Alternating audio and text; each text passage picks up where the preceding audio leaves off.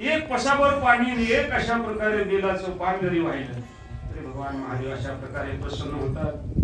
श्रद्धेनं अशा प्रकारे तुम्हाला त्यांना जे मागायचं ते मागा.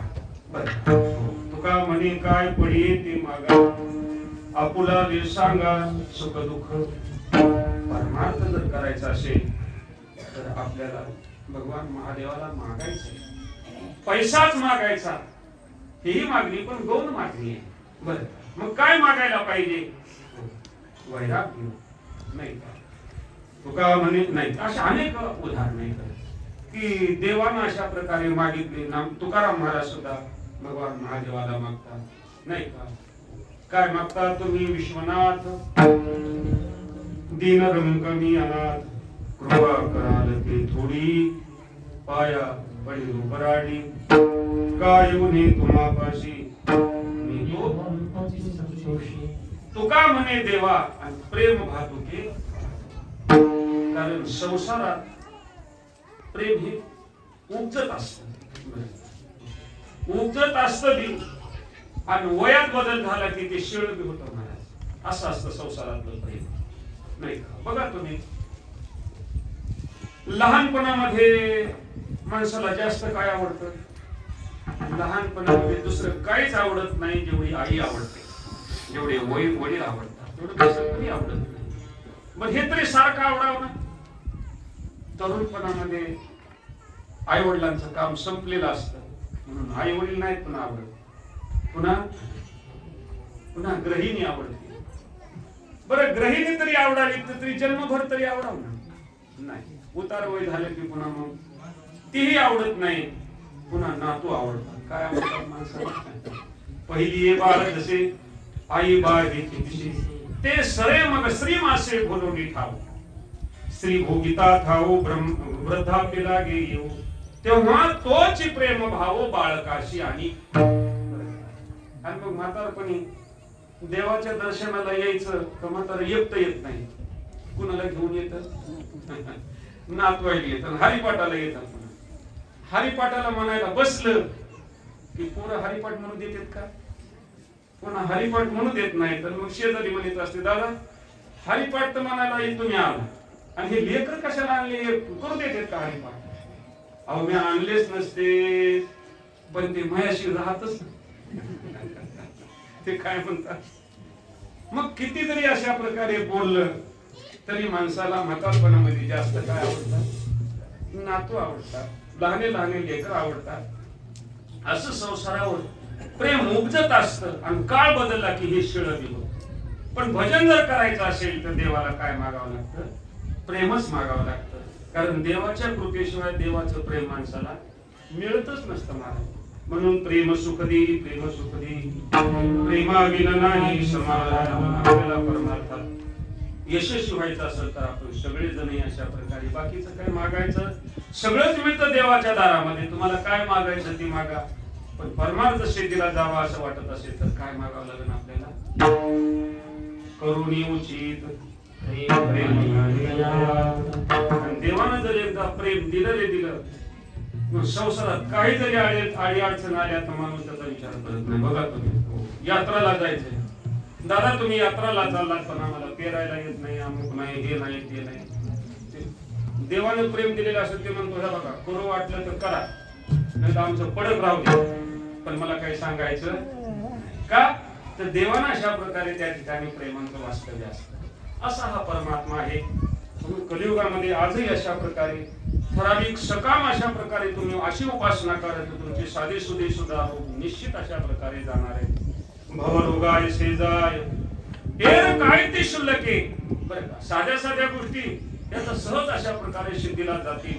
अशा प्रकारची होळी देवता सर्वांनाच अशा प्रकारे देण्यासाठी सक्षम आहे. पण आपण त्यांचं काय केलं पाहिजे? भजन केलं पाहिजे. भजन जर केलं तर ही देवता अशा प्रकारे कोणाचंही भजन फुकट घेत नाही. असे सांगणारे साधे सुधे नाही, शांती ब्रह्मसंत एकनाथ महाराज आहेत. म्हणून आमची आपण उपासना करू आणि आपल्या जीवनाचं सार्थक करू. ज्ञानेश्वर माऊली